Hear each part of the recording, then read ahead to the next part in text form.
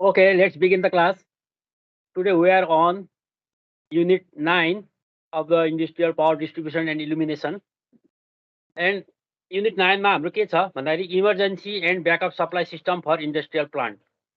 Generally तपाईँहरूले industrial प्लान्टको सबै कुराहरू पढिसक्नु भयो. इलेक्ट्रिकल इन्स्टलेसनको डिजाइन कसरी गर्ने, त्यसमा केबल लेइङको डिजाइन कसरी गर्ने, सब स्टेसनहरू कस्तो प्रकारको बनाउने र साइज अफ ट्रान्सफर्मर कस्तो राख्ने भन्ने कुराहरू तपाईँहरूलाई जेनरल कन्सेप्ट सबैको थाहा भइसक्यो. अब डिजाइनमा पनि तपाईँहरूले आफ्नो पढेका कुराहरू युज गरेर गर्न सक्नुहुन्छ.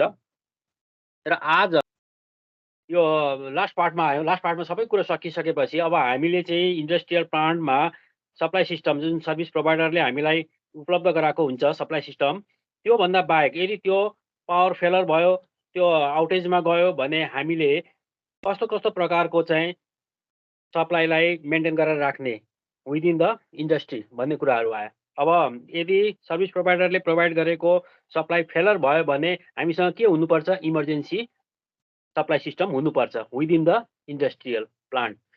र अर्को के हुनु पर्यो? ब्याकअप सिस्टम पनि हुनु पर्यो. र यो इमर्जेन्सी भने के हो, ब्याकअप सिस्टम भने के हो भन्ने कुराहरूमा हामी फोकस गर्छौँ. र योभन्दा अगाडि मैले तपाईँहरूलाई भनेको थिएँ इन्डस्ट्रियल प्लान्टमा सर्भिस प्रोभाइडरले एउटा लाइन प्रोभाइड गर्छ जुन फिडर लाइन हुन्छ, र अर्को फिडर लाइन पनि ल्याउन सक्छ. जस्तो मैले तपाईँहरूलाई एउटा ठुलो इन्डस्ट्रिजहरूको उदाहरण दिँदा के भनेको थिएँ भने इन्डस्ट्रीको आफ्नै पावर प्लान्ट पनि हुन्छ र त्यो पावर प्लान्ट डिजलबाट इनर्जी प्रोडक्सन भइरहेको हुन्छ. अब डिजल भनेको त महँगो चिज हो, त्यसको त युनिट पक्कै पनि महँगो हुन्छ. हामीले हाइड्रो पावरबाट उत्पादन गरे जस्तो सस्तो हुँदैन. त्यसले गर्दाखेरि नर्मल कन्डिसनमा जब सर्भिस प्रोभाइडरले सर्भिस प्रोभाइड गर्छ त्यो चाहिँ सस्तो युनिट हुन्छ. यदि त्यो फेलर भएको अवस्थामा अथवा आउटेज भएको अवस्थामा इन्डस्ट्रीले आफ्नो पावर प्लान्टबाट उत्पादन गरेर पनि सप्लाई दिन्छ. त्यो चाहिँ काम सुचारू होस् भनेर, टोटली प्रोडक्सन चाहिँ काहीँ डिस्टर्ब नहोस् भनेर त्यो गरेको हो. त्यसलाई चाहिँ इमर्जेन्सी भइँदैन नि. फेरि त्यो इमर्जेन्सी होइन, त्यो डिस्ट्रिब्युटेड जेनेरेटर हो. तर इमर्जेन्सी भने के हो भन्दाखेरि टोटल सिस्टम फेलर भयो, पुरै ब्ल्याकआउट भयो.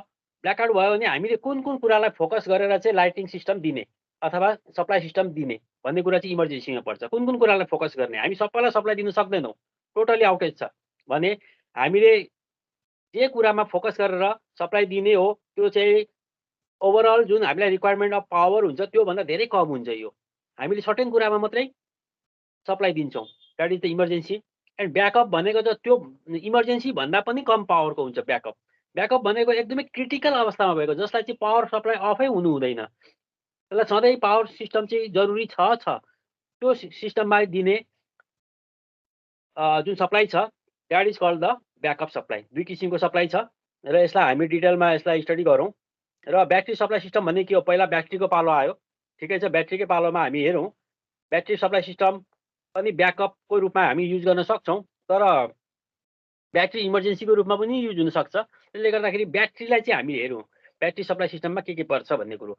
अब emergency lighting systems are a battery backed lighting devices or a central system that automatically turns on when the building experiences a power outage or blackout. भनेपछि इमर्जेन्सीको रूपमा हामीले सप्लाईको जुन सोर्स हुन्छ त्यो केलाई युज गर्ने रहेछौँ भन्दाखेरि ब्याट्रीलाई युज गर्ने रहेछौँ. That is the for emergency. र अब इमर्जेन्सीमा के पर्छ भन्दाखेरि एन इन्डस्ट्रियल युपिएस ब्याट्री, होइन, uninterruptible power supply, that is the UPS.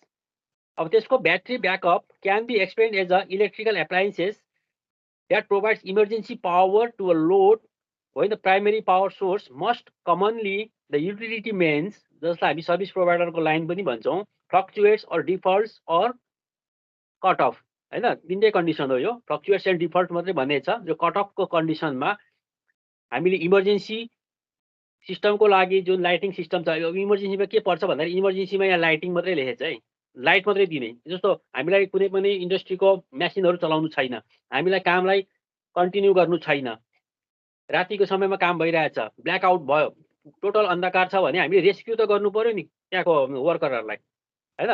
त्यहाँको वर्करहरूलाई रेस्क्यु गर्नको लागि हामीले सर्टेन लाइट मात्रै दिन्छौँ. जस्तो एक्जिटमा एउटा लाइट दिन्छौँ, वर्किङ प्लेसमा एउटा सिङ्गल जेनरलाइज लाइटिङ हुन्छ जसले चाहिँ नर्मल्ली देख्न सक्छ.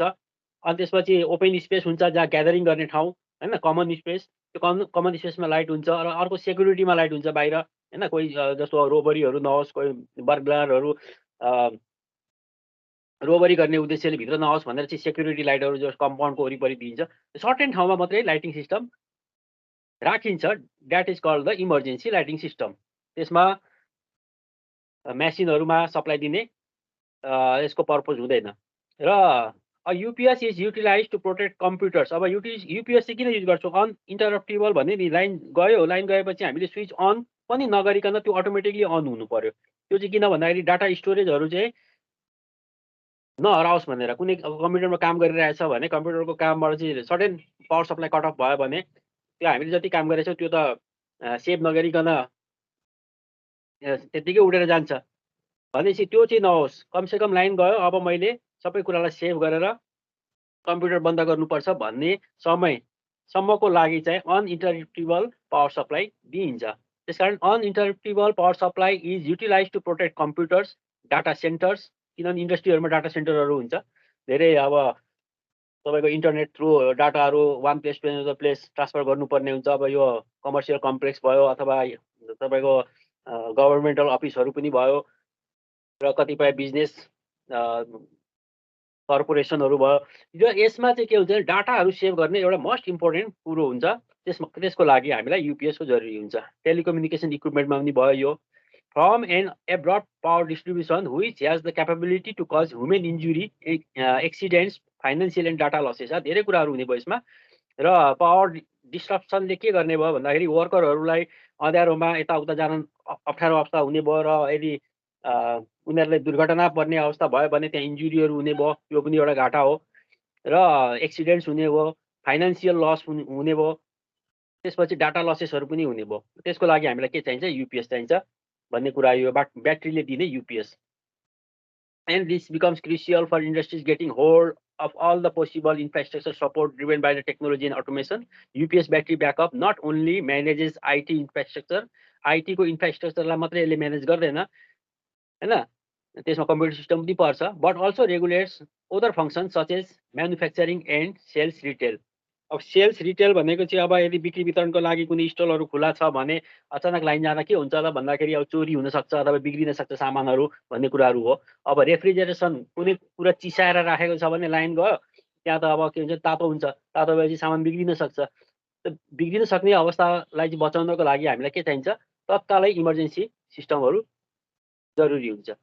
त यो कुराहरू चाहिँ यसमा यो जेनरल इन्ट्रोडक्सन भयो। र यसमा चाहिँ अब तपाईँको फर्दर ब्याट्री कति टाइपको हुन्छ एन्ड यसको ब्याकअप टाइमहरू के हो भन्ने कुराहरू हामी स्टडी गर्छौँ। र battery backup system includes, battery backup सिस्टममा के हुन्छ त भन्दाखेरि ब्याट्रीको टाइपहरू। अब टाइप त different type of batteries are found in मार्केटमा विभिन्न किसिमको हुन्छ ब्याट्रीहरू। र ब्याट्रिज भयो including critical power batteries and backup power batteries. दुई किसिमको पावर ब्याट्रीहरू छ, critical power batteries and the backup power batteries. There are two types of batteries. And सेकेन्डमा आयो DC power system, telecom power system, emergency lighting, power conditioner, power distribution unit and disaster recovery. यसको लागि चाहिँ तपाईँको के हुन्छ भन्दाखेरि यो सबै सिस्टमको लागि ब्याकअपको सिस्टम जरुरी हुन्छ। ब्याट्री ब्याकअपले यो सबै कुराहरूलाई फुलफिल गर्छ। अब यसमा के अब इमर्जेन्सी लाइटिङ पनि भयो, लाइटिङ जरुरी भयो। जहाँ जहाँ जरुरी छ त्यहाँ हामीले लाइटिङको लागि स्पेसियल डिसी सप्लाई दिने गरी राख्ने। त्यो जुन लाइटिङ सिस्टम राखेको हुन्छ नि त्यो चाहिँ फेरि सर्भिस प्रोभाइडरको लाइनबाट चल्दैन। यो चाहिँ चल्ने भनेको डिसी सप्लाईबाटै चल्ने हो। स्पेसल लाइट हुन्छ, अरू नर्मल कन्डिसनमा त्यो अफ हुन्छ। र डिसास्टर रिकभरी भनेको जस्तो इमर्जेन्सी कन्डिसनमा कुनै दुर्घटना हुन सक्ने अवस्था छ, लाइन छैन भने त्यसमा चाहिँ त्यसलाई पनि रिकभरी गर्ने हिसाबले चाहिँ यो ब्याट्री ब्याकअपको सिस्टमहरू हुनुपर्ने हुन्छ इन्डस्ट्रीमा। There are two main families of battery. ब्याट्रीको टाइपहरू यहाँ हुन्छ, दुई फ्यामिलीको ब्याट्रीहरू पाइन्छ। एउटा हुन्छ निकल क्याडमियम ब्याट्रिज हैन। निकल क्याडमियम ब्याट्रीमा के हुन्छ? भेन्टेड निकल क्याडमियम ब्याट्रिज। निकल क्याडमियम ब्याट्रीमा भेन्टेड हुन्छ। भेन्टेड भनेको भित्रको केमिकल रिएक्सनबाट जुन ग्यास फर्मेसन हुन्छ त्यो ग्यास फर्मेसन चाहिँ ब्याट्रीबाट बाहिर निस्कियोस् भनेर भेन्टेड क्याप राखेको हुन्छ। माथि क्याप हुन्छ सेलहरूको माथि, that is called the vented. And lead acid battery पनि हुन्छ। लिड एसिड ब्याट्री अर्को भयो, एसिड ब्याट्री भन्छौँ जसलाई हामी देखिरहेकै चिज हो। र लिड एसिड ब्याट्रीमा पनि सिल्ड लिड एसिड ब्याट्री हुन्छ। एउटा सिल्ड हुन्छ। सिल्ड भनेको भित्रको केमिकल रिएक्सनबाट जुन ग्यास फर्मेसन हुन्छ त्यो बाहिर आउन पाउँदैन, सिल्ड हुन्छ, टोटली सिल्ड। र अर्को हुन्छ भेन्टेड। भेन्टेड भनेको भित्रको ग्यास फर्मेसन बाहिर निस्कियोस् भनेर भेन्टेड सिस्टम पनि बनाइएको हुन्छ। र both the batteries are found in two constructional feature. दुईटै ब्याट्रीहरू टु कन्स्ट्रक्सनल फिचरमा पाइन्छ, जुन चाहिँ भेन्टिलेटेड सेल्स बुझिसक्नुभयो। किनभने ब्याट्रीमा तपाईँको यदि 12 भोल्टको ब्याट्री छ भने कम्पार्टमेन्ट हुन्छ 6 वटा। एउटा कम्पार्टमेन्टलाई एउटा सेल भनियो। एउटा कम्पार्टमेन्टबाट नर्मली यसको रेटिङ चाहिँ 2 भोल्ट हो, तर 2 भन्दा धेरै नै निस्किन्छ ब्याट्री, किनभने त्यसमा डिप्रिसिएसनको भोल्टेज पनि जोडिएको हुन्छ। तर नर्मली 2 भोल्ट भनेर हामीले कन्सिडर गर्ने हो। र एउटा सेलबाट 2 भोल्ट प्रोडक्सन भयो भने 6 वटा सेलबाट कति भोल्ट प्रोडक्सन भयो भन्दाखेरि 12 भोल्ट प्रोडक्सन भयो। 12 भोल्टको ब्याट्रीमा 6 वटा सेल हुन्छ र 6 वटा सेलमा भित्र तपाईँको लिड एन्ड लिड पेरोक्साइड दुईटा प्लस एन्ड माइनसको लागि राखिएको हुन्छ र त्यसमा चाहिँ सल्फ्युरिक एसिड डाइल्युट गरेर राखिएको हुन्छ एज ए इलेक्ट्रोलाइट। अनि त्यहाँ जब करेन्ट फ्लो हुन सुरु गर्छ, रिएक्सन हुन्छ, लिड एन्ड लिड पेरोक्साइडको बिचमा सल्फ्युरिक एसिड थ्रु, र सल्फ्युरिक एसिड चाहिँ डिकम्पोज भएर के हुन्छ भन्दाखेरि अक्सिजन फर्मेसन हुन्छ, त्यसपछि वाटर भेपरमा फर्मेसन हुन्छ र त्यो चाहिँ त्यसको त्यो जुन कन्टेनरबाट बाहिर निस्किन खोजिरहेको हुन्छ। त्यसको लागि चाहिँ तपाईँलाई के चाहिन्छ, भेन्ट चाहिन्छ, भेन्टिलेसन चाहिन्छ र त्यो चाहिँ क्यापमै बनाएको हुन्छ होल गरेर। र त्यो भयो तपाईँको भेन्टिलेटेड सेल। लिड एन्टिमोनीमा पनि हुन्छ यो। अब यसले के गर्छ भन्दाखेरि release oxygen and hydrogen to the atmosphere which are produce during the different chemical reactions within the batteries. And अर्को छ, अब अक्सिजन एन्ड हाइड्रोजन फर्मेसन भयो, भेन्टबाट बाहिर निस्कियो, वाटर भेपरहरू पनि निस्किन्छ कहिले कहिले अलिक हिट भएर। त्यो वाटर भेपरहरू पनि निस्केपछि त त्यसको लेयर घट्दै गयो, त्यो त रिड्युस हुँदै गयो, डाइल्युट सल्फ्युरिक एसिडको लेयर घट्दैपछि त जस्तो तपाईँको एनोड एन्ड काथोडको जुन प्लेटहरू हुन्छ त्यो चाहिँ टोटली डुबेको हुनु पर्यो। यदि त्यसमा सर्फेस देखियो भने हाम्रो इफिसियन्सी घट्छ ब्याट्रीको, त्यसको लेयर घट्यो भने, सल्फ्युरिक एसिडको लेयर घट्यो भने, र त्यसलाई टपअप पनि गर्नुपर्ने हुन्छ। टपअप केबाट गरिन्छ भन्दाखेरि टोटली फुल चार्ज कन्डिसनमा त्यहाँ के हुन्छ, सल्फ्युरिक एसिडको जुन डाइल्युट गरेर राख्यो नि, तर फुल चार्ज कन्डिसनमा त्यहाँ वाटर फर्मेसन हुन्छ, टोटली वाटर।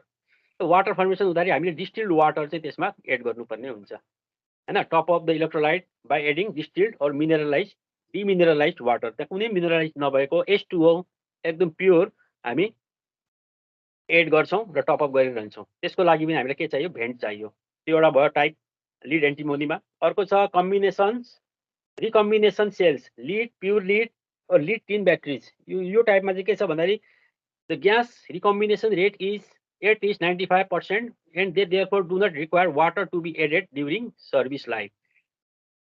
हैन, रिकम्बिनेसन टाइपको सेल भयो यो। त्यस कारणले यो सेलमा चाहिँ के छ भन्दाखेरि वाटर एड गर्नुपर्ने जरुरी छैन। And this can be use 95% of time because they are easily to maintain and do not require special room.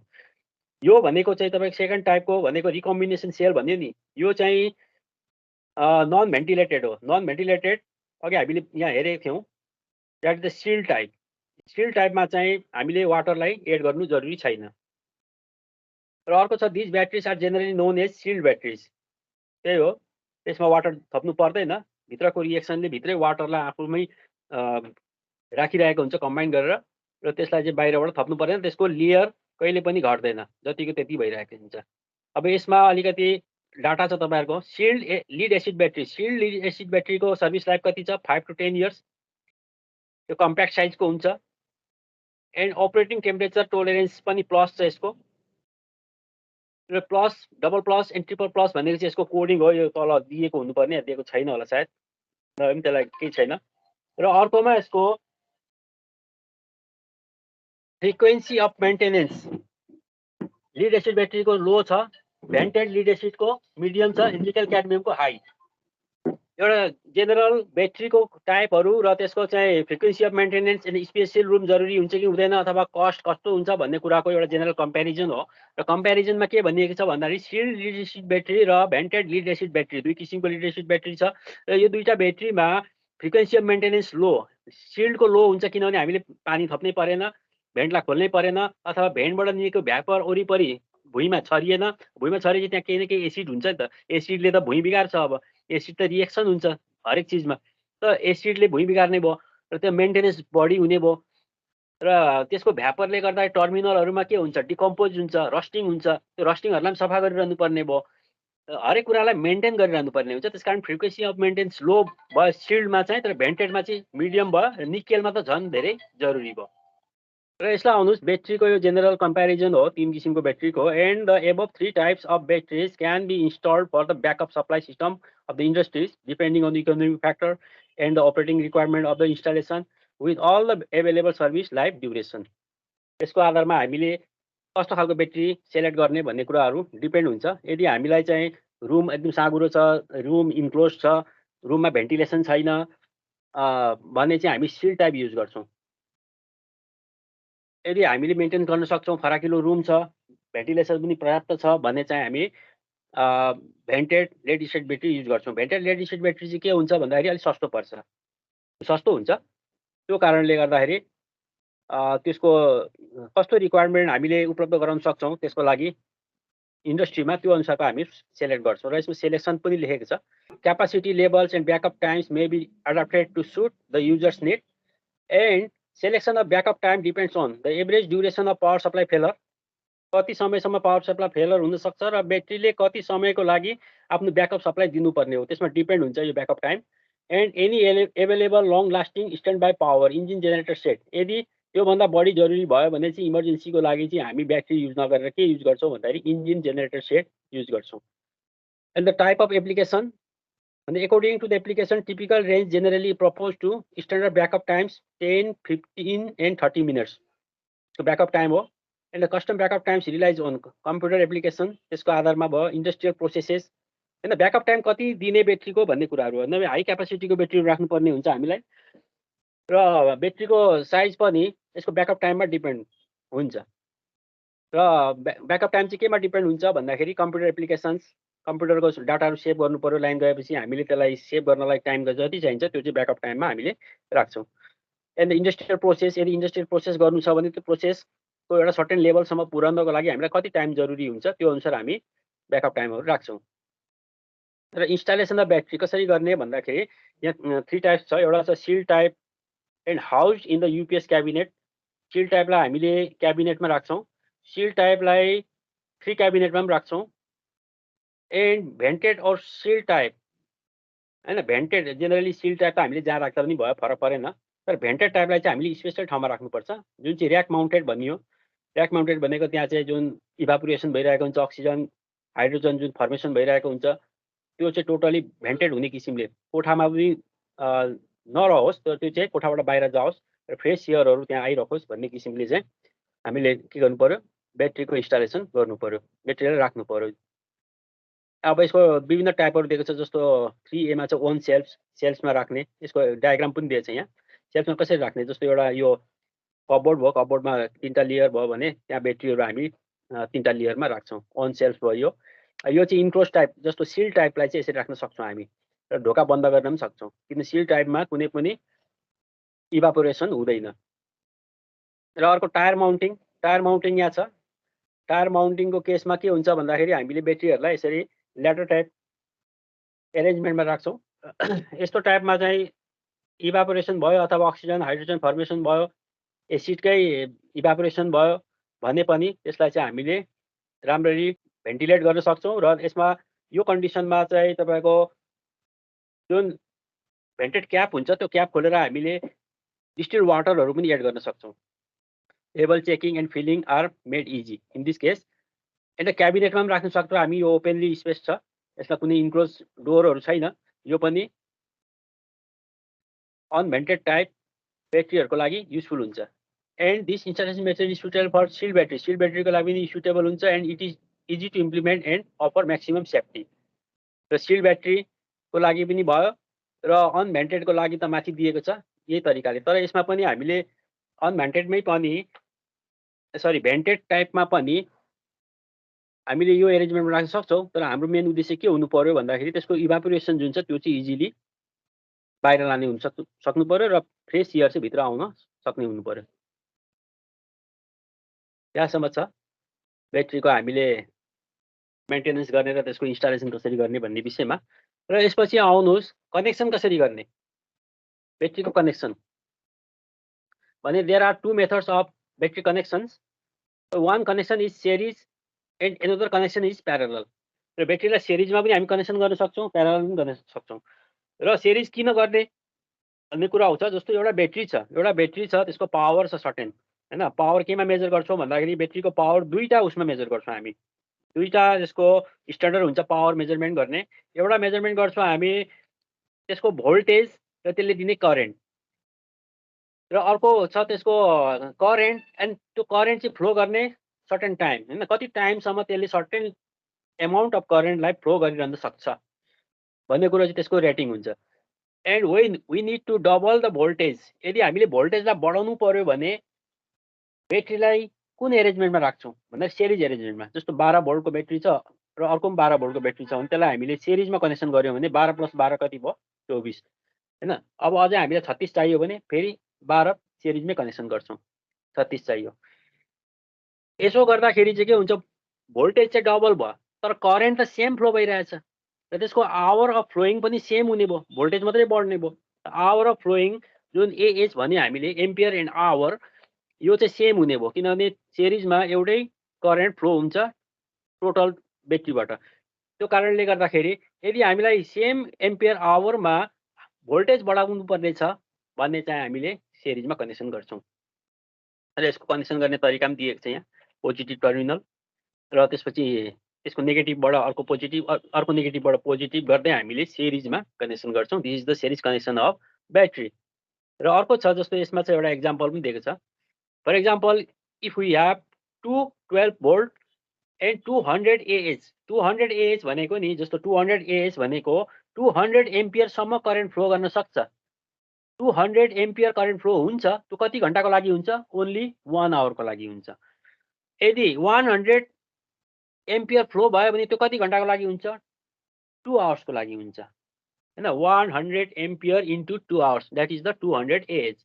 And 50 ampere यदि फ्लो भयो कन्टिन्युसली भने त्यो कति घन्टाको लागि हुन्छ भन्दाखेरि 4 आवर्सको लागि हुन्छ। 50 × 4 200 AH, त्यो किसिमको यसको रेटिङ हो।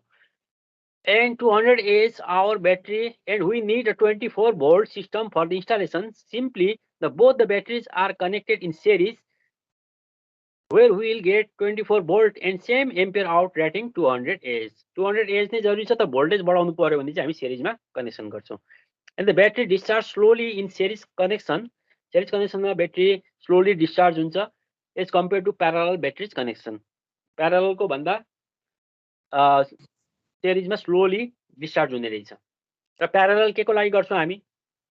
प्यारलल के को लागि गर्छौं भन्दाखेरि जस्तो 12 भोल्टको ब्याट्री छ, हामीलाई हाई करेन्ट जरुरी भयो, करेन्ट चाहिँ एमाउन्ट बढाउनु पर्ने भयो। जस्तो 200 AH ब्याट्री छ तर हाई करेन्ट हामी युज गर्छौं भने अब हामीले के गर्छौं भन्दाखेरि भोल्टेज सेम हो तर त्यसमा प्यारलली कनेक्ट गरेर करेन्टलाई चाहिँ बढाउँछौं। करेन्ट बढाउनु पर्यो भने प्यारलल, भोल्टेज बढाउनु पर्यो भने सिरिज। अब यो किन जरुरी हुन्छ भन्ने कुराहरु म तपाईलाई भन्छु र यसमा आउनुस्। यो प्यारललमा के छ? So for example, if we have two 12 volt 200 AH hour battery, AH battery है त्यो hour एक्स्ट्रा भयो, AH भन्नु नै त्यहाँ hour छ, and we need a 12 volt system for the installation, हामीलाई 12 volt मात्रै जरुरी छ। And simply both of the batteries are connected in parallel where the overall battery capacity would be 400 AH and the same voltage level is 12 volt. 12 volt नै जरुरी छ र 400 AH हामीले capacity of ampere बढाउनु पर्यो भने चाहिँ हामीले प्यारललमा जोड्छौं। The battery discharges quickly in parallel as compared to series battery connection. यो भयो ब्याट्रीको भयो। र सिरिज प्यारललको एउटा उदाहरण के दिन्छु भने जस्तो हाम्रो सहर बजारतिर चल्छ नि यो ई-रिक्साहरु। ई-रिक्साको मोटर जुन राखेको हुन्छ डीसी मोटर, त्यो डीसी मोटर 24 भोल्टमा चल्छ। 24 भोल्टमा चल्छ र त्यसले कहिले-कहिले उकालो ओह्रालो पनि चलाउनु पर्ने हुन्छ र त्यसको क्यापासिटी चाहिँ हाई जरुरी हुन्छ त्यसलाई। हाई क्यापासिटीको लागि त्यसले धेरै करेन्ट ड्र गर्नुपर्ने हुन्छ र करेन्ट धेरै ड्र गरेपछि त त्यो छिटो डिस्चार्ज हुने भयो। त्यसकारण करेन्ट बढाउने प्रोसेस त्यहाँ उपलब्ध हुनु पर्यो। भन्दाखेरि त्यो ब्याट्री 24 भोल्टमा चल्छ भने 12 भोल्टको ब्याट्री सिरिजमा राखिन्छ। सिरिजमा राखेपछि 20 भोल्ट 24 भोल्ट पायो मोटरले। तर त्यो मोटरले हाई करेन्ट ड्र गर्ने हुनाले त्यो 24 को ब्याट्री जुन सिरिजमा राखिएको छ त्यो चाहिँ छिटो डिस्चार्ज हुने कन्डिसन देखिन्छ र त्यहाँदेखि के गरिन्छ, अर्को 12 भोल्ट एन्ड 12 भोल्टलाई फेरि सिरिजमा जोडेर 24 भोल्ट बनाइन्छ। दुईटा 24 भोल्टको ब्याट्री भयो चारवटा ब्याट्रीको मद्दतले। अब त्यो दुईवटा ब्याट्रीको दुईटा सेट छ, त्यसलाई फेरि प्यारललमा कनेक्सन गरिन्छ। त्यो के को लागि भन्दाखेरि करेन्ट बढाउनको लागि। त्यसरी चाहिँ कनेक्सन गरिन्छ। यो ई रिक्साहरुमा तपाईहरुले इजिली देख्नुहुन्छ। एन्ड यहाँ के भनिएको छ चार्जिङ अफ ब्याट्रिजमा batteries can not support critical loads after a discharge state. Discharge भइसकेपछि लोडहरू सपोर्ट गर्न सक्दैन, करेन्ट ड्र गर्न सक्दैन। त्यो कारणले त्यो छिटो ड्यामेज हुन सक्ने कन्डिसन आउन सक्छ। त्यसले गर्दाखेरि ब्याट्रीहरूको पावर चाहिँ सिरिज एन्ड प्यारल कनेक्सन गरेर बढाउनु पर्ने हुन्छ। र यहाँ एउटा एक्जाम्पल के दिएछ, अ 12 भोल्ट 100 एएच। 100 एएच भनेको तपाईँहरूले क्लियरली बुझ्नुभयो होला। 100 ampere for 1 hour, 50 ampere for 2 hour, 25 ampere for 3 hour. त्यसरी चाहिँ हामीले यो 100 एएच को ब्याट्रीको ऱ्याटिङलाई बुझ्छौँ। May require a discharge current of 12 ampere. अब हामीले 100 एएच भन्यो नि, तर ड्र कति गर्छ त म्याक्सिमम भन्दाखेरि 12 एम्पियर मात्रै गर्छौँ। अब 12 एम्पियर ड्र गर्दाखेरि कति घण्टासम्म चल्छ भन्ने कुरो हामी फेरि यसैको क्याल्कुलेसनबाट गर्छौँ। 100 divide by 12 and in 8 hour period. अब 8 घण्टा चल्ने रहेछ। लेट अस सपोज चाहिँ यो 8 घण्टा चल्छ। And the 12 volt battery would be discharge when the terminal voltage is 0.5 volt. Terminal voltage 12बाट घटेर कतिमा पुग्ने रहेछ भन्दाखेरि डिस्चार्ज कन्डिसनमा 10.5 भोल्टमा पुग्ने रहेछ। भोल्टेज पनि घट्छ डिस्चार्ज हुँदै गएपछि। And AH is the capacity of the battery to provide the current over specific period of time. अब यो एक्जाम्पल दिएछ, तपाईँले बुझिसक्नुभयो, मैले त्यसको बारेमा भनिसकेँ। This means battery can provide 10 ampere for 10 hours and to the end of discharge voltage 1.75 volt per sale.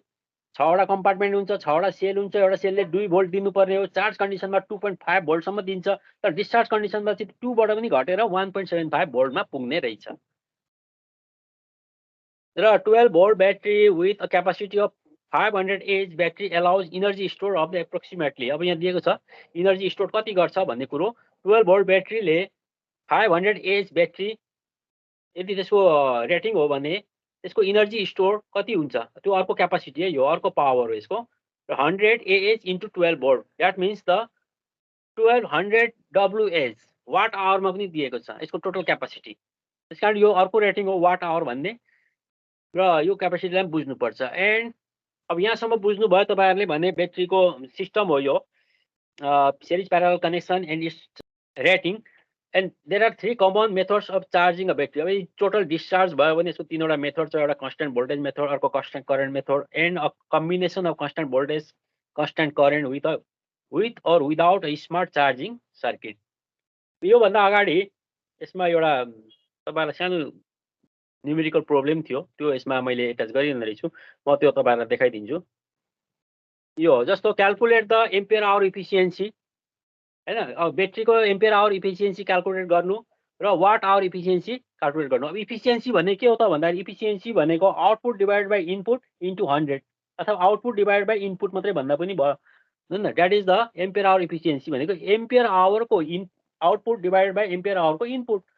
र watt hour efficiency भनेको वाट आवरको इनपुट भनेको during the charging process. Charging process हुँदाखेरि कति हामीले इनपुट दियौँ।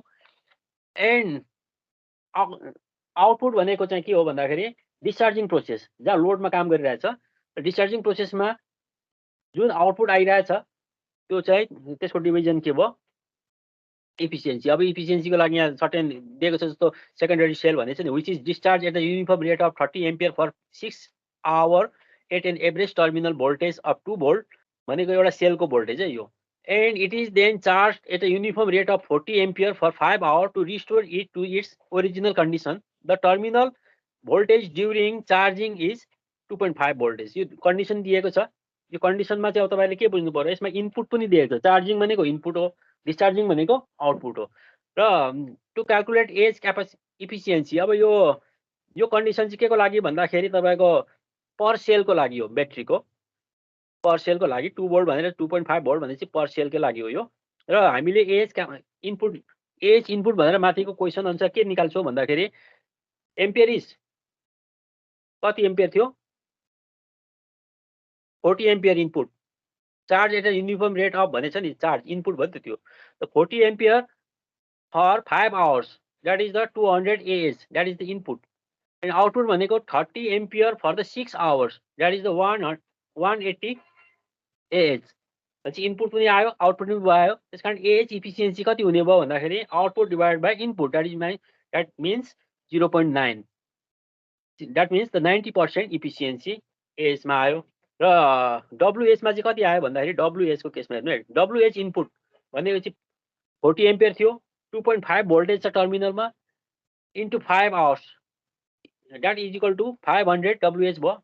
एन्ड डब्लुएच आउटपुट भने कति भयो, 30 ampere into 2 volt into 6 hours, that means the 360 WH. WH efficiency भनेको 360 divide by 500, that means the 0.72, that also means 72%. Constant voltage charging, it is the most common method for charging the lead acid battery. हैन, lead acid battery होस् अथवा निकल क्याडमियम battery होस्, कुनै पनि rechargeable type battery को लागि चाहिँ मोस्ट कमन मेथड के हो भन्दाखेरि कन्स्ट्यान्ट भोल्टेज। कन्स्ट्यान्ट भोल्टेजबाट हामी दिन्छौँ, त्यसलाई जति करेन्ट रिक्वायर हुन्छ त्यसले करेन्ट ड्र गर्छ। अब फुल्ली डिस्चार्ज छ भने सुरुमा धेरै करेन्ट ड्र गर्छ र त्यसलाई छिटो चार्ज गर्छ, र चार्ज बढ्दै गएपछि त्यसको क्यापासिटी पनि बढ्छ, र फेरि थोरै थोरै करेन्टले जब फुल चार्ज हुने कन्डिसन चाहिँ थोरै थोरै ड्र गर्छ, र जब फुल चार्ज हुन्छ त्यसपछि त्यसले करेन्ट ड्र गर्दैन। त्यो किसिमको कन्डिसन चाहिँ के हो, कन्स्ट्यान्ट भोल्टेज चार्जिङमा भयो। It reduces the charging time, यसले के गर्छ, चार्जिङ टाइमलाई रिड्युस गर्छ। And increases the capacity up to 20%, ब्याट्रीको क्यापासिटी 20%सम्म बढाउँछ। But this method reduces the efficiency by approximately 10%, यसले चाहिँ इफिसियन्सीलाई 10%ले घटाउँछ। यो general characteristic of the constant voltage charging. And in this method, charging voltage is kept constant throughout the charging process. The charging current is high in the beginning, charging current high uncha in the beginning, and battery is in the discharge condition. The current is gradually dropping off as the battery picks up charge, resulting in the increased back EMF. हैन, back EMF, increase back EMF, जब full charge हुन्छ back EMF हुन्छ, त्यसले उल्टै जस्तो जुन भोल्टेजले supply दिइरहनु छ त्यसैलाई धकेल्ने गरी चाहिँ फेरि त्यसको एन्टी पोलारिटीमा ब्याट्रीको भोल्टेज देखा पर्छ। त्यो कारणले यहाँ के भने चाहिँ यो ग्राफ अनुसार, ग्राफलाई क्लियरली हेर्नुभयो भने ब्याट्री भोल्टेज चार्ज करेन्ट भन्यो नि, त भर्टिकल्ली चार्ज टाइम भयो होरिजेन्टल्ली। एन्ड ब्याट्री भोल्टेज सुरुमा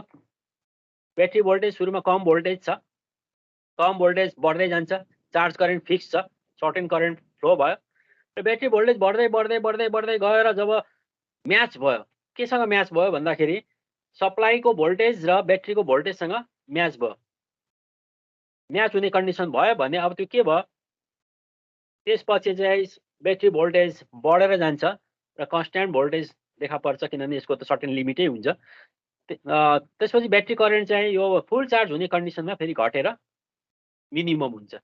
यो यस्तो किसिमको प्रोसेसबाट चाहिँ यो चार्ज हुन्छ। यो ग्राफिकल रिप्रेजेन्टेसन हो।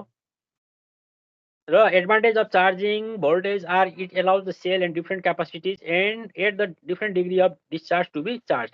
The large charging current at the beginning, relatively short duration, and will not harm the cell. At the ending of the charge, the charging current drops to almost zero because the voltage of the battery becomes nearly equal to the voltage of the supply circuit. एउटा charging हो constant भोल्टेजको। र अर्को चाहिँ trickle charging. Trickle charging भनेको चाहिँ short नोटहरुमा तपाईहरुको सोधिरहेको हुन्छ, what do you mean by trickle charge भनेर भनिरहेको हुन्छ हैन। ट्रिकल चार्ज भनेको चाहिँ ब्याट्रीलाई कहिले पनि डिस्चार्ज कन्डिसनमा नराख्नु हैन। जस्तो अनलाइन चार्ज भनिन्छ नि, जस्तो गाडीको ब्याट्री हैन। गाडीको ब्याट्री जब हामी गाडी चल्छ, त्यहाँ बत्ती बल्छ अथवा हर्न बजाउँछौँ अथवा त्यहाँ लाइनबाट चल्ने अनेक कुराहरू चलाउँछौँ हामी, त्यो ब्याट्री डिस्चार्ज भइरहेछ, तर गाडीको डाइनामाले पनि त सप्लाई दिएर त्यसलाई चार्ज गरिरहेछ। डिस्चार्ज पनि सँगसँगै भइरहेछ, चार्ज पनि सँगसँगै भइरहेछ, कहिले पनि त्यो डिस्चार्ज हुने कन्डिसनमा पुग्दैन। 95% पनि घट्दैन त्यो। 100 बाट 99, 100, 99, 100 जहिले पनि फुल्ली चार्ज हुने कन्डिसन भइरहेको हुन्छ। त्यो किसिमको चार्जिङ चाहिँ के हो, trickle charging. And trickle charging is designed to compensate for the self discharge of the battery, and continuous charge is applied by long term constant current and standby use. The charge rate varies according to the frequency of discharge. हैन, जुन फ्रिक्वेन्सीमा discharge हुन्छ त्यही फ्रिक्वेन्सीमा चाहिँ त्यसलाई current apply गरेर, constant current apply गरेर त्यसलाई हरदम चार्ज हुने कन्डिसन बनाउने जुन एउटा प्रोसेस छ, that is the trickle charging. र ट्रिकल चार्जिङ मैले भेहिकलको उदाहरण दिएँ, भेहिकलमा मात्रै नभएर इन द इन्डस्ट्रीमा पनि लागु हुन्छ। किनभने इन्डस्ट्रीमा इमर्जेन्सी सप्लाईको लागि हामीले ब्याट्री राख्यौँ, तर सप्लाई फेलर कहिले पनि भएन, पावर फेलर हुँदै हुँदैन हैन। ब्याट्री त के भयो त, त्यो आफै पनि डिस्चार्ज हुने पोजिसनमा पुगिसक्यो। ब्याट्रीलाई राख्दा राख्दै पनि डिस्चार्ज हुन्छ लङ टाइम, भने त्यसलाई डिस्चार्ज हुने कन्डिसनबाट बचाउनको लागि त्यसलाई कन्टिन्युअसली चार्ज पनि दिइरहनु पर्यो नि त। फुल चार्ज कन्डिसन बनाइराख्नलाई। कामै नहुँदाखेरि पनि त्यसलाई चार्ज त राखिरहनु पर्यो। त्यसलाई जुन रेटमा त्यो डिस्चार्ज हुन्छ त्यही रेटमा हामीले करेन्ट एप्लाई गरिरहेको हुन्छ र त्यो सधैँ पनि चार्ज हुने अवस्थामा पुगिरहेको हुन्छ। र त्यो किसिमको चार्जिङ प्रोसेस जुन छ, जस्तो इन द भेहिकल अरू इन द इन्डस्ट्री आफै डिस्चार्ज हुने कन्डिसन, जस्तो यहाँ चाहिँ सेल्फ डिस्चार्ज प्रोसेस भन्यो नि। सेल्फ डिस्चार्ज भनेको चाहिँ युज नभएको अवस्थामा आफै पनि डिस्चार्ज हुने कन्डिसनहरू आउँछ। त्यसलाई हामीले ब्याट्रीलाई हामीले स्टोर गरेर राख्यौँ, अब यो चलेको छैन, डिस्चार्ज भएको छैन भन्ने चाहिँ नसोचे पनि हुन्छ, त्यो आफै पनि डिस्चार्ज भइरहेको हुन्छ। त्यसले गर्दा त्यसलाई चाहिँ चार्ज अवस्थामा राख्ने जुन छ एउटा तरिका, त्यसलाई भनिन्छ ट्रिकल चार्ज। र it is suitable for some batteries chemistries, nickel, अब यहाँ छ नि NiMH भन्यो, and the lithium which are susceptible to damage from over charging. अब कतिपय ब्याट्रीहरू हुन्छ जुन केमिकल रिएक्सन केमिकलहरू जुन युज गर्छौँ हामी, त्यो कन्डिसनको ब्याट्रीहरूमा सम ब्याट्रिज के हुन्छ, harms in the over charging. अब हामीले टाइमको रिक्वायरमेन्ट भन्दा बढी चार्ज गऱ्यौँ, फुल चार्ज भइसकेपछि पनि सप्लाईलाई कट अफ गरेनौँ भने चाहिँ के हुन्छ, ब्याट्री ड्यामेज हुने कन्डिसन पुग्छ। जस्तो अहिले इलेक्ट्रिकल भेहिकलहरू बनिरहेछ नि हैन, अब अमेरिकामा इलेक्ट्रिकल भेहिकलहरूको व्यापक अहिले चलन आइरहेछ। टेस्लाले धमाधम इलेक्ट्रिकल भेहिकलहरू बनाइरहेछ, त्यसमा ब्याट्रीबाट चल्ने भेहिकल हो त्यो। र ब्याट्री पनि हामीले हाई पावरको ब्याट्री त्यहाँ राखिएको छ हैन, रेडियो एक्टिभ ब्याट्रीहरू। त्यसमा चाहिँ लिड एसिड ब्याट्रीहरू युज गरिरहेको छैन, हाम्रो ई रिक्सा जस्तो।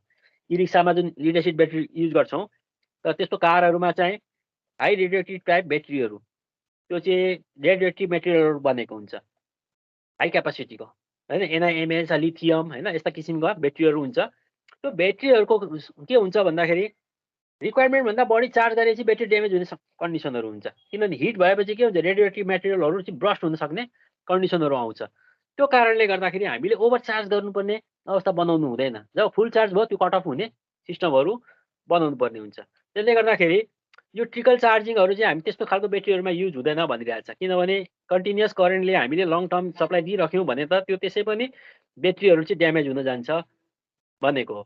And in some application, the charger is designed to switch to trickle charging when the battery is fully charged. Fully charged भयो भने automatically switch off हुने सिस्टमहरू, एप्लिकेसनहरू डिजाइन गर्न जरुरी हुन्छ भन्ने कुरो हो। अब त्यसको अहिले टेक्नोलोजी आइछ, अहिले हरेक कुरोहरू फेसिलिटेट छन्, र यो सिस्टम पनि आइसकेको छ, यसमा हामीले डराउनु पर्ने जरुरी नै छैन।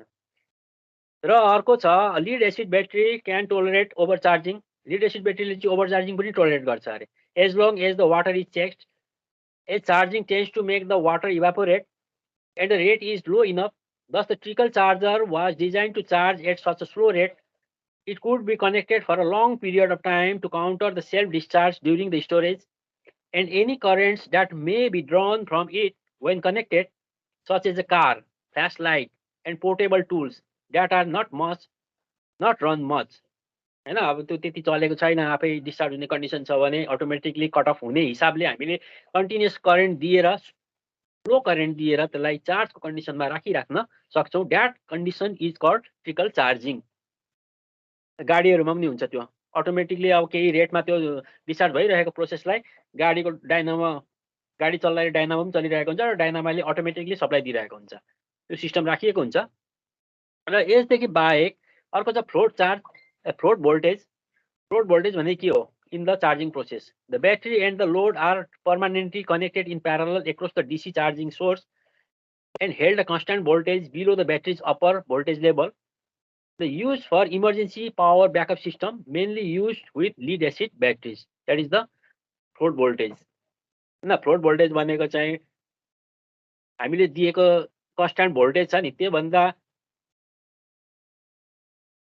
कन्स्ट्यान्ट भोल्टेज चाहिँ ब्याट्रीको फुल क्यापासिटीको भोल्टेज भन्दा कम हुन्छ अरे हैन। त्यसले के गर्छ भन्दाखेरि ब्याट्रीको यो लो भोल्टेजमा जुन आउँछ कन्स्ट्यान्ट भोल्टेजको लेभलमा फेरि त्यो चार्ज भएर फुल चार्ज भएर फेरि आफ्नो लेभल भन्दा माथि जान्छ। र ब्याट्रीहरूलाई जहिले पनि क्यापासिटी भन्दा बढी राखेको हुन्छ। जस्तो हामी भन्यो नि, हामीले 12 भोल्टको ब्याट्री भन्छौँ नि, तर हामीले फुल चार्ज कन्डिसनमा त्यसमा मेजर गर्यौँ भने टर्मिनलमा 12 भन्दा बढी भोल्टेज पाइरहेको हुन्छौँ, 14 भोल्टेज 15 भोल्टेज पाइरहेको हुन्छौँ फुल चार्ज कन्डिसनमा। त्यसले गर्दाखेरि 12 भोल्ट चाहिने भनेर 12 भोल्ट सप्लाई त दिन्छौँ, तर ब्याट्रीको फुल चार्ज कन्डिसनमा चाहिँ त्यो कति पुगिरहेको हुन्छ, सप्लाई भन्दा बढी पुगिरहेको हुन्छ। त्यसलाई भन्छ फ्लोट भोल्टेज। अर्को छ constant current charging. In this method of charging, the batteries are connected in series so as to form groups, and each group charges from the DC supply mains through the loading rheostat.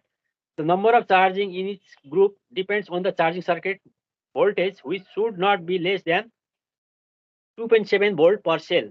Per cell को हिसाब हो र charging circuit voltage जुन भनिएको छ त्यो चाहिँ 2.7 voltage per cell भन्दा कम हुनु हुँदैन. The charging current is kept constant throughout the charging period by reducing the resistance in the circuit as the battery voltage drop goes up in order to avoiding excessive gassing or overheating. अब यो किन यो गरिएको भन्दाखेरि constant current चाहिँ जस्तो भोल्टेजहरू दियौँ सुरुमा त्यसलाई धेरै करेन्ट जरुरी हुन्छ.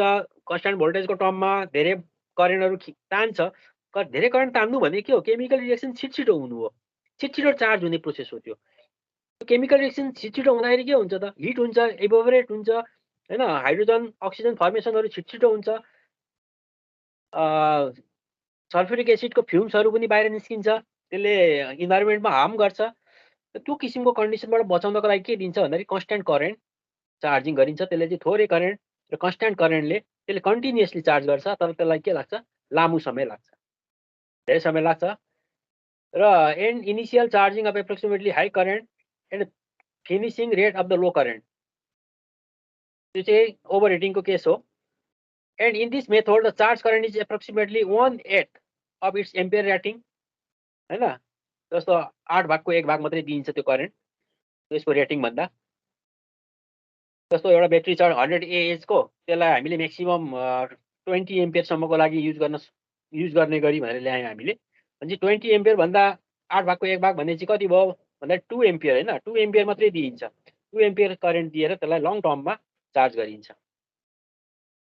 Excess voltage of supply circuit is absorbed in the series resistance. The group of the battery to be charged should be connected in the series resistance consumes the little energy as possible. That means धेरैभन्दा धेरै ब्याट्रीलाई हामीले एकैचोटि charge गर्नु पर्यो भने चाहिँ यो मेथडहरू use गरिन्छ.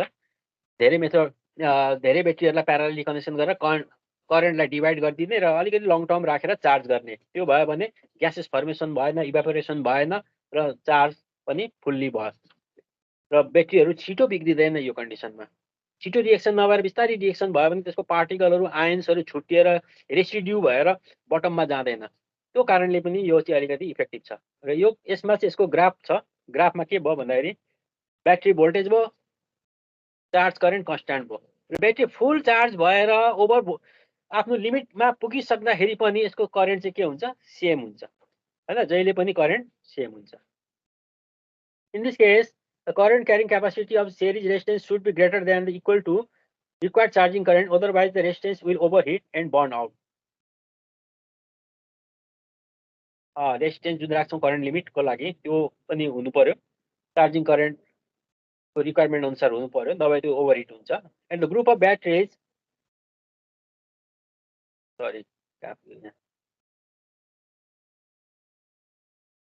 The group of batteries which is to be selected should have the same capacity. If the battery has different capacity, then they will have to set according to the least capacity.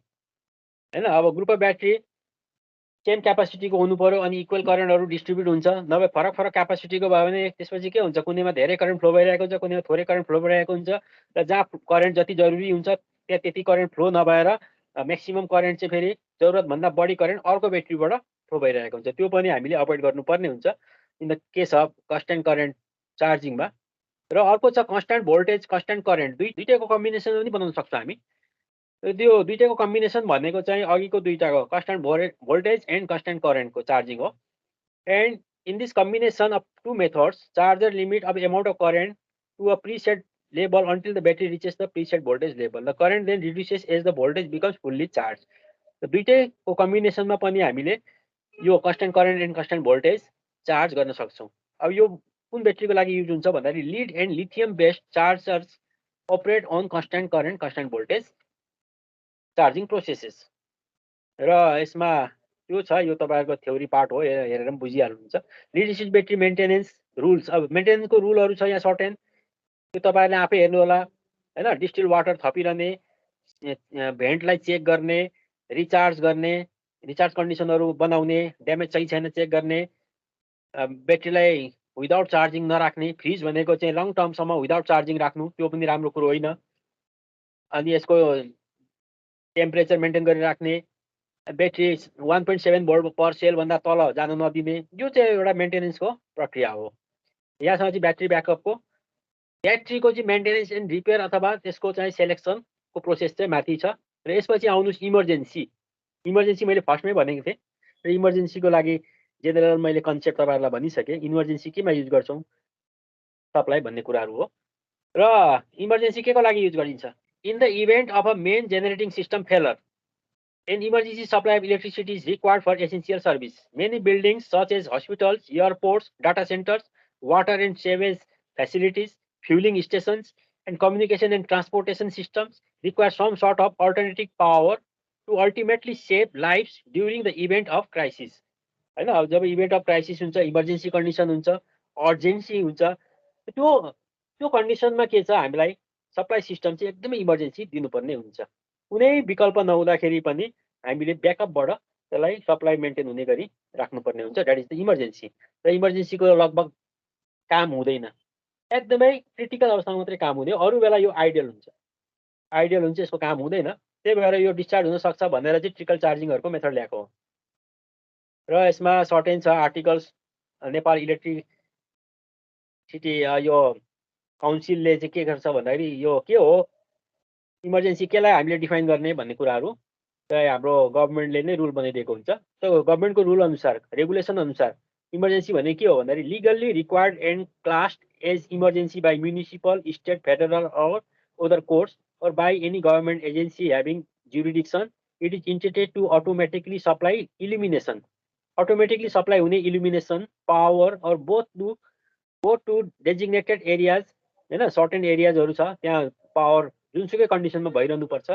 And इक्विपमेन्टमा पनि power हुनु पर्यो। In the event of failure of a normal supply or in the event of accident to elements of the system intended to supply, distribute and control power and illumination essential for safety to human life. Human लाइफको सेफ्टीको लागि अपनाउने सबै तरिकाहरू त्यहाँ के पर्छ भन्दाखेरि जहाँ हामीलाई लाइटको जरुरी हुन्छ इमर्जेन्सी 90 नहुने ठाउँमा, त्यो ठाउँमा हामीले दिने गरी चाहिँ सिस्टम बनाएकै हुनु पर्यो। इन्डस्ट्रियलमा, industrial plus commercial plus governmental, non governmental, large premises भएको जुन अर्गनाइजेसन छ त्यसमा यो जरुरी छ। र आउनुहोस् यसमा के पर्छ भन्दाखेरि केमा इमर्जेन्सी दिने भने एक्जिस्ट साइन हुन्छ ढोकाहरूको माथि अथवा कहीँ तपाईँको पाथहरूमा बाहिर निक्लिने साइनको लागि इमर्जेन्सी लाइट हुनै पर्यो, हैन। कहीँ केही देखेन भने मान्छेले बाहिर निक्लिने ठाउँ त देखिन्छ नि, बाहिर निक्लिने एरो साइनहरूलाई हामीले पछ्याउँदै गयौँ भने हामी रेस्क्यु हुन सक्छौँ। र हामीले लेबरहरूलाई, वर्करहरूलाई अथवा हामीले पर्सनलहरूलाई हामीले रेस्क्यु गर्नको लागि के तरिका अपनाउन सक्छौँ, त्यो तरिकामा चाहिँ इमर्जेन्सी लाइटिङ हुनुपर्ने हुन्छ। यसमा चाहिँ एक्जिस्ट साइनको लागि, एग्रेस लाइटिङको लागि, elevator lighting and control, automatic fire alarm and sprinkler alarm, fire pumps, power and lighting in fire command centres, elevator car lighting and controls. ल यो सबै ठाउँहरूमा इमर्जेन्सी लाइटिङको जरुरी हुन्छ। लाइटिङको मात्रै नभएर अलार्महरू बज्नको लागि त्यसमा पनि सप्लाई सिस्टम चाहियो। स्प्रिङ्कलर अलार्मको लागि पनि सप्लाई सिस्टम चाहियो। फायर पम्पको लागि सप्लाई सिस्टम चाहियो। त्यो चाहिँ इमर्जेन्सीको लागि चाहिने हो। आग लागेको सप्लाई सिस्टम अफ भयो भने इमर्जेन्सी सप्लाई चाहिँ हुनुपर्छ त्यहाँ भन्ने कुरो हो यो। र यसमा आउनुहोस् यसको सिस्टम कस्तो हुन्छ भन्दाखेरि जस्तो नर्मल सोर्स भयो, यो डायग्रामबाट नर्मल सोर्सबाट नर्मल टु द सप्लाई भयो, यो चाहिँ नर्मल कन्डिसनको कुरो हो। नर्मल टु द नर्मल भनेको चाहिँ सप्लाई सिस्टमबाट, सप्लाई प्रोभाइडरबाट हामीले सप्लाई लिइरहेछौँ, त्यो चाहिँ हामी के कामको लागि युज गर्छौँ नर्मल्ली भन्ने कुरो चाहिँ सप्लाई सिस्टममा डिपेन्ड भयो। अब इमर्जेन्सी चाहिँ कसको लागि भन्दाखेरि इमर्जेन्सी सोर्स चाहिँ हामीले इमर्जेन्सी स्ट्यान्ड बाई लोड्सको लागि, स्ट्यान्ड बाई लोड छ, इमर्जेन्सी लोड छ, जहाँ जतिखेर जरुरी हुन्छ त्यो चाहिँ हामीले इमर्जेन्सीबाट दिन्छौँ। र इमर्जेन्सीलाई चेन्ज ओभर गरेर पनि चलाउन सक्छौँ, छुट्टै पनि राख्न सक्छौँ, चेन्ज ओभर गरेर पनि सक्छौँ। अटोमेटिक ट्रान्सफर स्विच भनेको नर्मल सप्लाईको जुन नर्मल सोर्सको पावर कट अफ भयो भने त्यो स्विच अटोमेटिकली कहाँ जान्छ, इमर्जेन्सी सोर्समा जान्छ र इमर्जेन्सीबाट सप्लाई पाउँछ। यो किसिमको एरेन्जमेन्ट भएको हुनुपर्छ। र अर्को के छ भने जस्तो नर्मल पावर सोर्स भयो र नन एसेन्सियल लोडहरूको लागि नर्मल पावर सोर्सबाट दियौँ हामीले, यो चाहिँ सप्लाई सिस्टम अफ हुँदाखेरि पनि त्यसमा अफ भयो भने कुनै हामीलाई फरक पर्दैन, द्याट इज नर्मल सप्लाई भयो। र अल्टरनेटिभ सोर्स पावर सोर्स त्यो चाहिँ इमर्जेन्सीको लागि हो र अटोमेटिक चेन्ज ओभर स्विच छ यहाँ। र नर्मल सोर्सबाट जुन पावर कटअफ हुन्छ त्यो स्विच अटोमेटिकली कहाँ जान्छ, अल्टरनेटिङ पावर सोर्समा चेन्ज हुन्छ। र त्यसले केमा दिन्छ भने जस्तो इक्विपमेन्ट सिस्टम, क्रिटिकल ब्रान्चमा भयो, लाइफ सेफ्टी ब्रान्चमा भयो, यो चाहिँ रेस्क्युको लागि जरुरी हुन्छ। र रेस्क्युको लागि जहाँ जहाँ जरुरी हुन्छ त्यहाँ चाहिँ इमर्जेन्सीबाट दिनुपर्ने हुन्छ। र functional group of emergency supply सिस्टममा के पर्छ भन्दाखेरि डिस्ट्रिब्युसन सिस्टम नै इमर्जेन्सी सिस्टममा पनि एउटा हामीले पावर सिस्टम नै बनाउँछौँ। पावर सिस्टम भनेको एउटा सर्टेन लाइन बनाउँछौँ, त्यसमा के पर्छ भन्दाखेरि डिस्ट्रिब्युसन सिस्टम पर्छ, त्यसपछि जेनेरेसन, डिरेन्जमेन्ट अलार्महरू पर्छ, एन्ड द अटोमेटिक ट्रान्सफर स्विचहरू पर्छ, जो चेन्ज ओभर स्विचहरू भयो। लोड ब्याङ्क भयो, लोड ब्याङ्क हामीले सर्टेन तोकेर राखिदिन्छौँ, यो लोड चाहिँ हामीले इमर्जेन्सीबाट चल्छ भनेर। र फ्युल डिस्ट्रिब्युसन सिस्टम, यदि ब्याट्री होइन जेनेरेटर हो भने फ्युल हामीले त्यहाँ राख्नुपर्ने हुन्छ। र heating system, boiler, heat exchanger, fuel oil piping and underground fuel oil tank, यो चाहिँ जनरली फ्युल डिस्ट्रिब्युसन सिस्टममा पर्यो। यदि जेनेरेटरबाट यदि इमर्जेन्सी सप्लाई भइरहेको छ भने पनि यो जरुरी हुन्छ। अहिले के सिस्टम छ भने ब्याट्री चाहिँ पुरानो सिस्टम हो। जब जेनेरेटरहरू डिजल जेनेरेटरहरू अटोमेटिकली स्टार्ट हुँदैन थियो नि, त्यो अटोमेटिकली स्टार्ट नभएको कन्डिसनमा ब्याट्रीहरूबाट सप्लाई दिइन्थ्यो। तर अहिले के छ, डिजल जेनेरेटरहरू पनि सर्भिस प्रोभाइडरको लाइन आउटेजमा गयो, फेलर भयो भने त्यो ब्याट्रीकै माध्यमबाट रिलेबाट अटोमेटिकली डिजल जेनेरेटर आफै स्टार्ट हुन्छ, त्यो कन्डिसन बनाउन सक्छौँ। त्यो छ अहिले डिजल जेनेरेटरको फेसिलिटी, त्यसले गर्दाखेरि इमर्जेन्सीमा पनि डिजल जेनेरेटरहरू युज गर्न सक्छौँ। र यसपछि आउनुहोस् अनइन्टरप्टिबल पावर सप्लाई। र अनइन्टरप्टिबल पावर सप्लाई पनि इमर्जेन्सी जस्तै हो, तर इमर्जेन्सी चाहिँ के को लागि भन्दाखेरि ह्युमन रेस्क्युको लागि, ह्युमन सेफ्टीको लागि हो। तर अनइन्टरप्टिबल पावर सप्लाई के को लागि भन्दाखेरि यो चाहिँ डाटा सेफ्टीको लागि हो। In the case of computer, in the case of storage unit, त्यसको लागि चाहिँ यो अनइन्टरप्टिबल पावर सप्लाई चाहिन्छ। अब यो इलेक्ट्रिकल डिभाइस हो that provides instantaneous backup power to system when the normal power source goes down, the power from the UPS last only for short time but long enough to engage other backup power sources or to safety shut down the system. थोरै समयको लागि हुन्छ, यो धेरैको लागि हुँदैन। अनइन्टरप्टिबल भने चाहिँ डाटालाई सेभ गर्ने टाइम दियोस् भन्नेको लागि मात्रै हो यो। र जस्तो हामी कम्प्युटर चलाउँछौँ, हाम्रो ब्याट्री ब्याकअप हुन्छ, लाइन गयो भने पनि हामीलाई फरक पर्दैन, ब्याट्रीले सप्लाई दिइरहेको हुन्छ। त्यस्तै किसिमको सिस्टम हो यो। र नर्मल अवस्थामा के छ, नर्मल अवस्थामा हामी पावर सप्लाई जुन सर्भिस प्रोभाइडरले दिएको छ त्यसैबाट हामी पावर चलाइरहेको हुन्छौँ। र पावर कटअफ भयो भने ब्याट्रीले सप्लाई दिइरहेको हुन्छ, त्यो चाहिँ अनइन्टरप्टिबल पावर सप्लाईमा पर्छ। र ह्युमन रेस्क्यु भन्दा पनि यो चाहिँ डाटा सेभको लागि हो, कम्प्युटर सिस्टमको लागि हो। यसमा के भनिन्छ, system where even the slightest blip in the electrical source could use data loss, सानो ब्लिपले पनि डाटा लस हुन सक्छ भनेर चाहिँ युपिएस राखिन्छ। किनभने नर्मल सप्लाईले ब्याट्रीलाई चार्ज गरिरहेको हुन्छ, ब्याट्रीले कम्प्युटरलाई सप्लाई दिइरहेको हुन्छ। त्यसैले कम्प्युटरको डाइरेक्ट लिङ्केज नर्मल सप्लाईसँग हुँदैन, कम्प्युटरको डाइरेक्ट लिङ्केज इन्भर्टरसँग हुन्छ। इन्भर्टर भनेको ब्याट्रीको डिसी सप्लाईलाई इन्भर्ट गरेर फेरि एसी बनाइरहेको हुन्छ, त्यो एसी चाहिँ कम्प्युटरलाई दिइरहेको हुन्छ। त्यसले गर्दाखेरि यहाँ लिङ्क के भयो, नर्मल सप्लाईको लिङ्क कम्प्युटरसँग डाइरेक्ट भएन, नर्मल सप्लाई कम्प्युटरको डाइरेक्ट लिङ्क चाहिँ इन्भर्टरसँग भयो हैन। अब इन्भर्टर र नर्मल सप्लाई चाहिँ ब्याट्रीको लिङ्कबाट जोडिएको हुन्छ, त्यति हो यसको। र नर्मल सप्लाईबाट पनि के हुन्छ, रेक्टिफायर हुन्छ, त्यसले डिसी बनाउँछ, ब्याट्रीलाई चार्ज गर्छ, अनि ब्याट्रीको जुन डिसी छ त्यसलाई फेरि इन्भर्टरले एसी बनाउँछ, त्यसपछि कम्प्युटरलाई सप्लाई दिन्छ। त्यो युपिएसको मेन कन्सेप्ट, मेन फङ्सन त्यही हो। यसमा के छ भन्दाखेरि there are two main options for storing electricity in an uninterruptible power supply. One is batteries or flywheel भन्छ। फ्लाइहुल त खासै जरुरी छैन, ब्याट्री नै हो मेन कुरो। र ब्याट्री सिस्टममा के छ भन्दाखेरि battery system is fairly common for smaller loads and consist of one or a number of rechargeable batteries, and battery UPS requires routine maintenance replacement since the lifespan of the battery is fairly short. त्यस कारण maintenance त जरुरी नै छ। हामीले त्यहाँको ब्याट्रीहरू discharge भइरहेछ कि चार्जिङ भइरहेको छैन कि त्यो त चेक गरिरहनुपर्छ, चेक गरेन भने फेलर कतिखेर हुन्छ भन्ने कुरो थाहा हुँदैन। र यहाँ अर्को छ फ्लाइव्हिल युपिएस भनेको कस्तो किसिमको युपिएस भनेर पनि यहाँ दिएको छ। फ्लाइव्हिल UPS system, also known as the rotary UPS system, uses a spinning mass to the generated electricity. Flywheel systems are generally used for larger loads and currents. In addition, flywheels are preferred for their lifespan due to the mechanical nature of the system. It will last up to 30 years. Maintenance is required, during which long downtimes can be expected. र दुई किसिमको UPS system छ। अब फ्लाइव्हिल भनेको rotating part भन्ने जस्तो generating जुन diesel जेनेरेटरको system छ त्यो सिस्टममै हो यो फ्लाइव्हिल भनेको पनि। र अर्को छ अब युपिएस कति प्रकारको हुन्छ भन्ने कुरो हो। युपिएस कति प्रकारको हुन्छ, अब युपिएसको बारेमा आउनुहोस्। जस्तो यहाँ छ full time double conversion UPS design. अब यो डायग्रामबाट तपाईँले हेर्नुभयो भने एसी आयो, एसी कहाँ गयो भने रेक्टिफायरमा गयो, रेक्टिफायरबाट डिसी बन्यो, त्यो डिसी कहाँ गयो ब्याट्रीमा गयो, ब्याट्री चार्ज गर्यो, डिसीले हरदम ब्याट्री चार्ज गर्यो। फुल चार्ज छ भने अटोमेटिकली कटअफ भयो, चार्ज घट्ने साथ डिसीबाट सप्लाई पायो। र त्यही डिसी कहाँ गयो फेरि इन्भर्टरमा गयो, एसीकै डिसी चाहिँ इन्भर्टरमा गयो, इन्भर्टरबाट एसी आउटपुट गयो, त्यो चाहिँ लोडमा गयो। र यसको अर्थ के हो भन्दाखेरि बाइपास भनेको नर्मल्ली यो पनि अटोमेटिकली स्विच हुन्छ।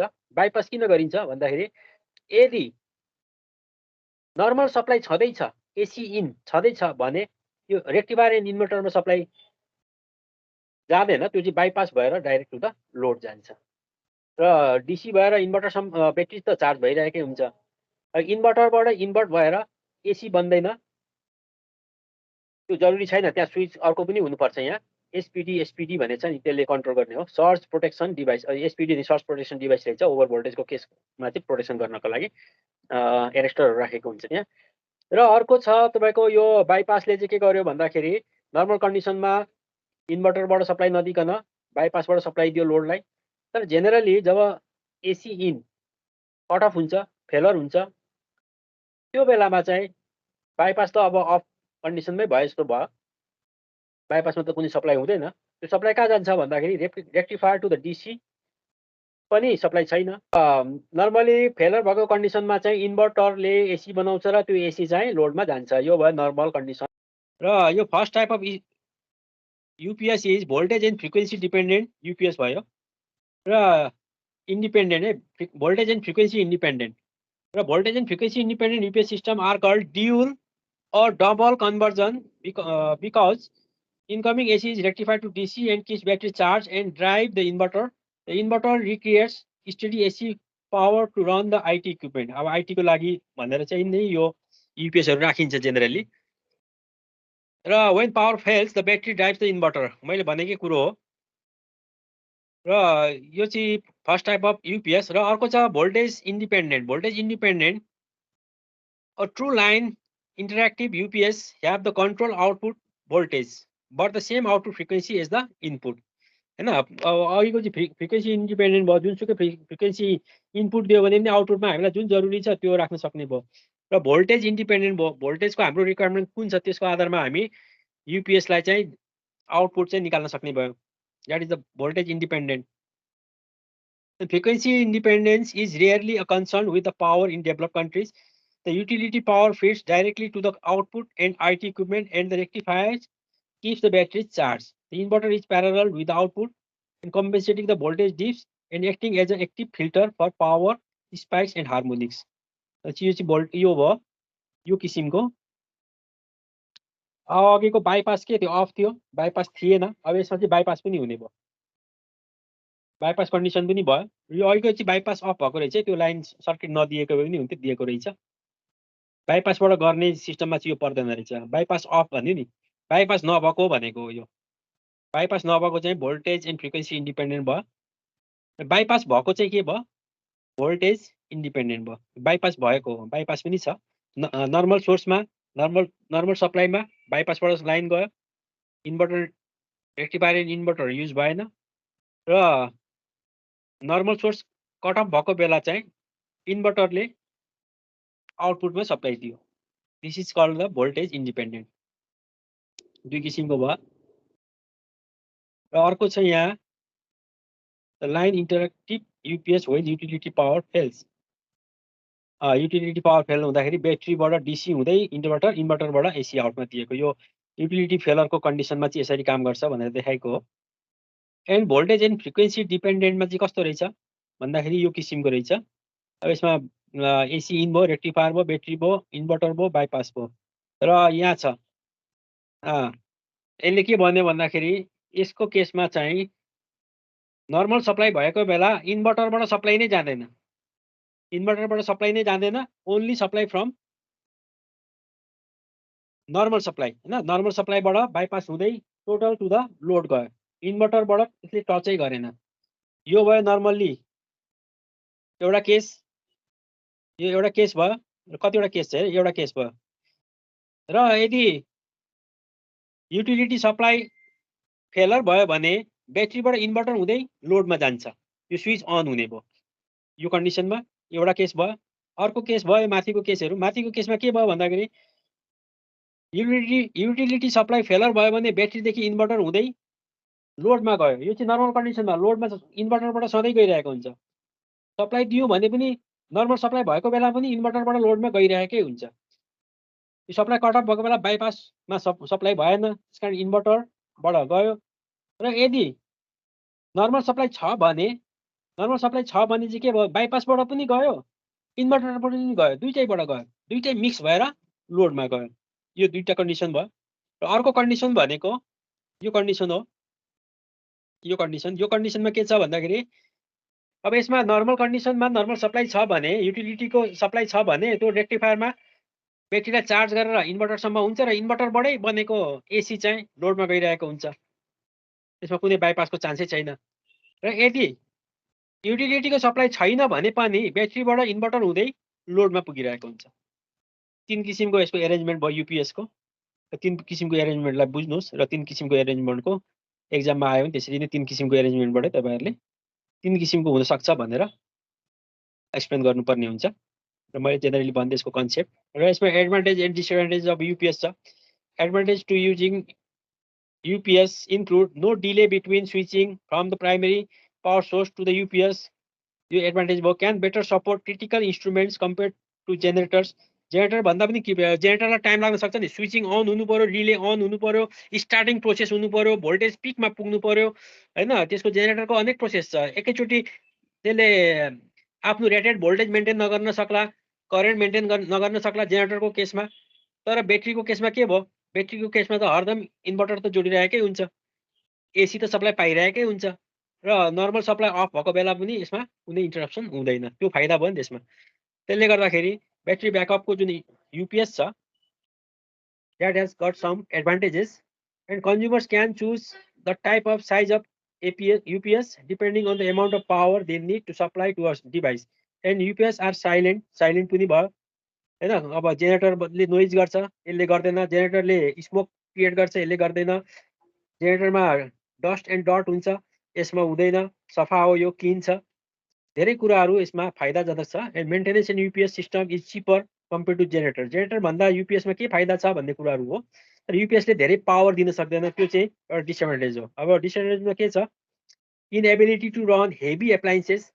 UPS are run off the batteries. ब्याट्रिजबाट चल्ने हुनाले धेरै हेभी मेसिनहरू, मोटरहरू चलाउन सकिँदैन, त्यो एउटा डिसएडभान्टेज हो। अर्को छ if substandard batteries are users may end up replacing the batteries often हैन। यदि ब्याट्री यदि पावरफुल छैन, राम्रो छैन, डिस्चार्ज भयो यदि आफै भने त्यो कन्डिसनमा के ब्याट्री फेरिरहनु पर्ने भयो, त्यो पनि एउटा यसको डिसएडभान्टेज हो।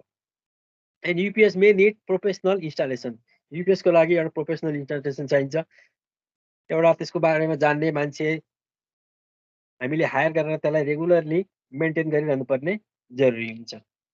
युपिएसको फेलरमा चाहिँ के हुन्छ भने सिस्टममा धेरै ठुलो घाटा हुनसक्छ। मेनली डाटाहरू चाहिँ सेभ भएन भने त्यसले चाहिँ धेरै ठुलो नोक्सानी पुर्याउँछ। यहाँसम्म म तपाईँको general emergency and backup battery system, ब्याट्रीको बारेमा भयो, इमर्जेन्सी सिस्टमको बारेमा भयो र युपिएसको बारेमा भयो। अब ब्याट्री ब्याकअप सिस्टम भनेको युपिएस भयो। अब इमर्जेन्सीमा चाहिँ ब्याट्री पनि पर्छ र अहिले चाहिँ इमर्जेन्सीको लागि जेनेरेटर पनि युज हुन्छ हैन, त्यो कुरो चाहिँ बिर्सिनु हुँदैन। तर युपिएसमा ब्याट्री ब्याक सिस्टम युपिएसमा चाहिँ जेनेरेटर युज हुँदैन। त्यो इमर्जेन्सीमा जेनेरेटर युज हुन्छ। धेरै इमर्जेन्सीहरूमा जेनेरेटर युज गरिरहेको छ। अहिले जेनेरेटर पनि अटोमेटिकली अन हुने आइरहेको छ, आइसकेको छ हैन। पहिला जस्तो ह्यान्डलले घुमाएर स्टार्ट गर्नु पर्दैन, अहिले चाहिँ ब्याट्रीबाटै सेल्फ स्टार्ट गरेर तुरुन्तै स्टार्ट हुन सक्छ र म्यानुअली स्टार्ट गर्ने चलन पनि हराइसक्यो। यतिमा तपाईहरुको युनिट 9 सकियो।